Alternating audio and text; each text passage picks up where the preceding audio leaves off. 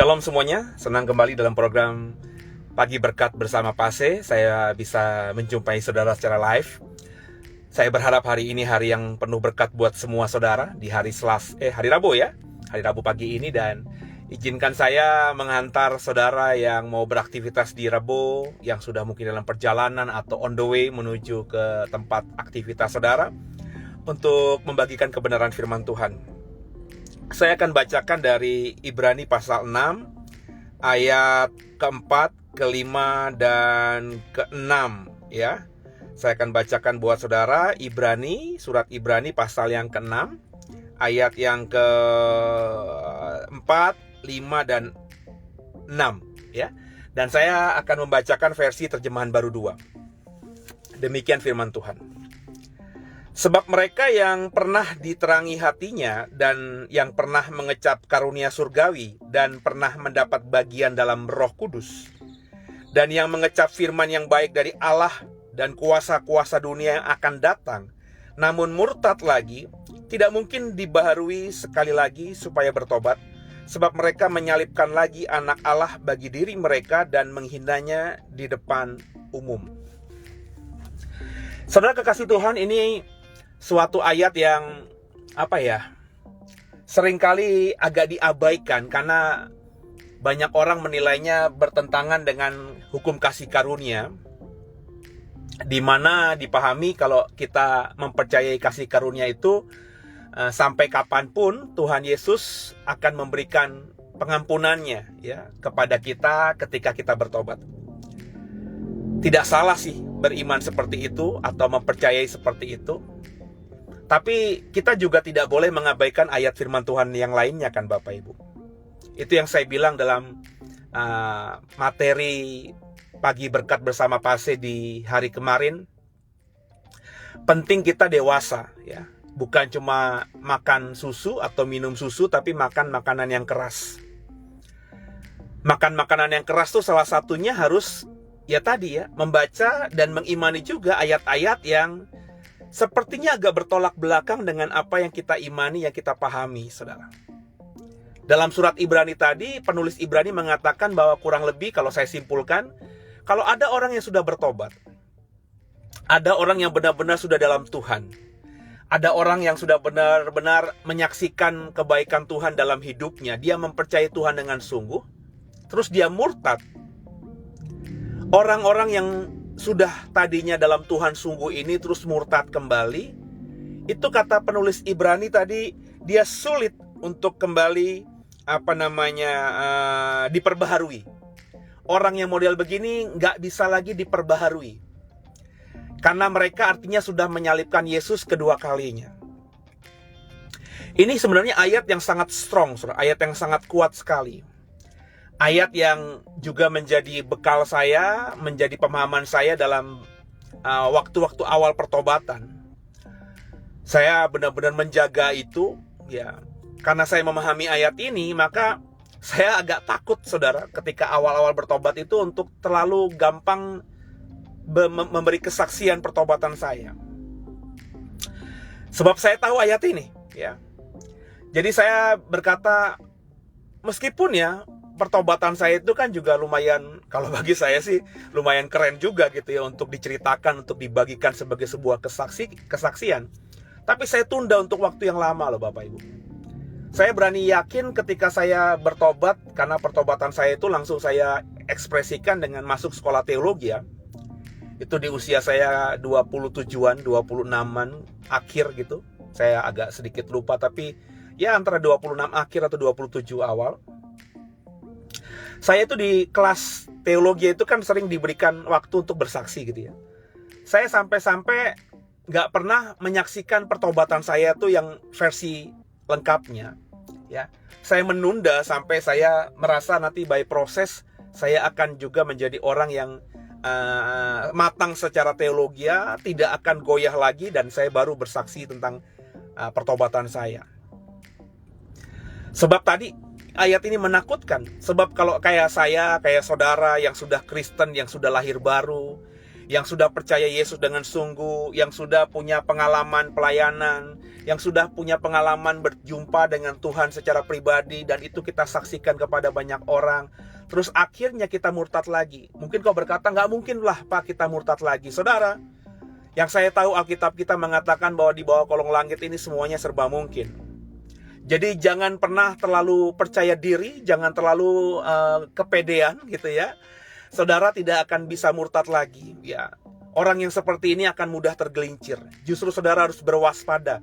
Itu makanya Alkitab mengatakan berkali-kali dalam bahasa dan ayat-ayat yang berbeda, waspada, berjaga-jaga, waspada, berjaga-jaga.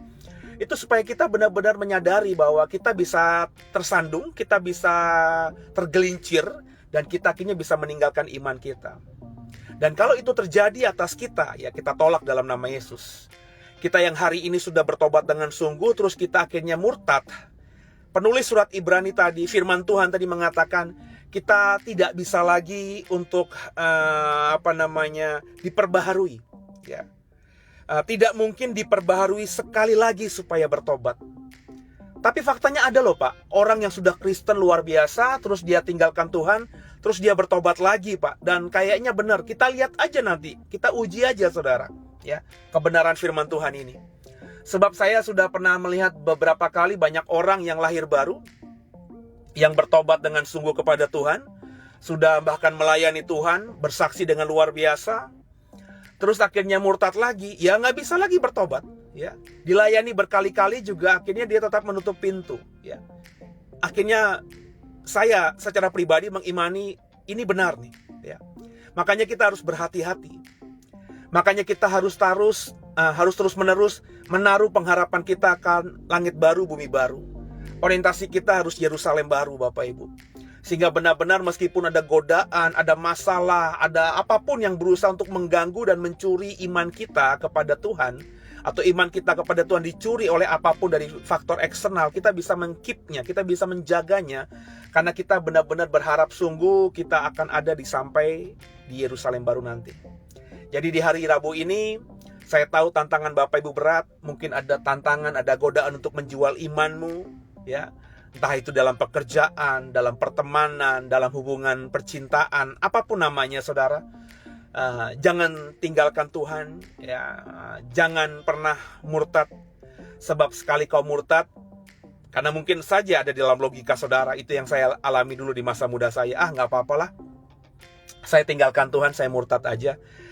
Nanti kalau saya sudah dapatkan perempuan itu, saya kembali lagi kepada Tuhan, dan nanti dia mungkin bisa saya ajak untuk menjadi Kristen kembali. Saya memakai otak dan logika saya. Ya, saya pikir kalau perempuan sudah dinikahi, ya, terus kemudian perempuan itu cinta sama kita banget, nanti kalau kita kembali kepada Tuhan menjadi Kristen, dia pasti akan nggak mau melepaskan kita. Ya paling nggak akhirnya menerima kita kembali. Itu yang paling yang paling jeleknya, yang menerima kita sebagai suaminya meskipun kita sudah Kristen. Waktu awal kan nggak bisa, mereka keras, nggak mau kalau kita nikah beda agama gitu ya.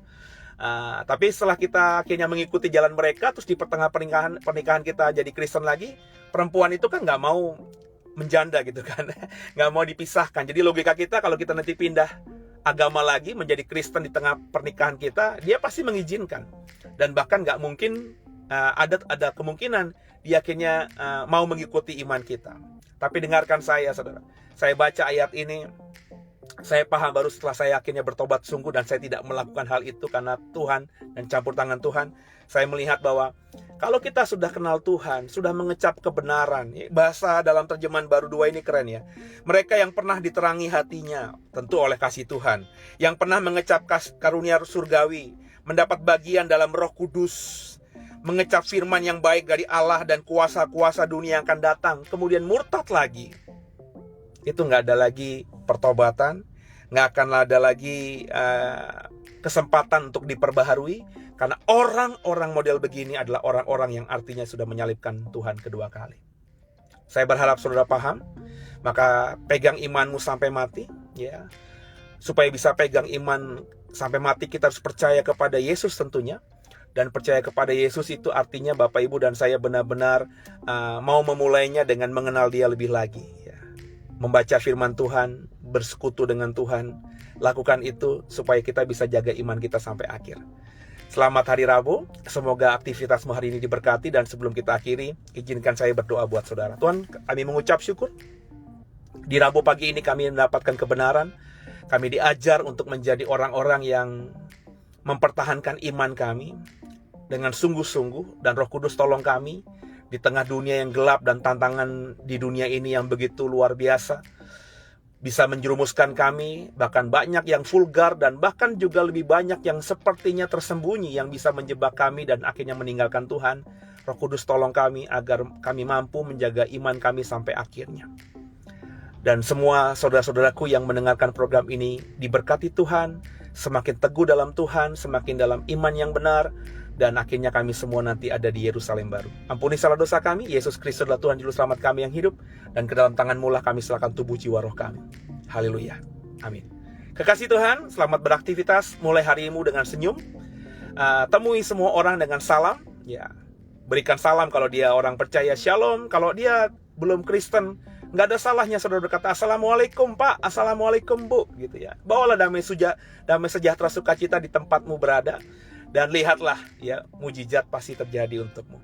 Sampai jumpa, God bless you.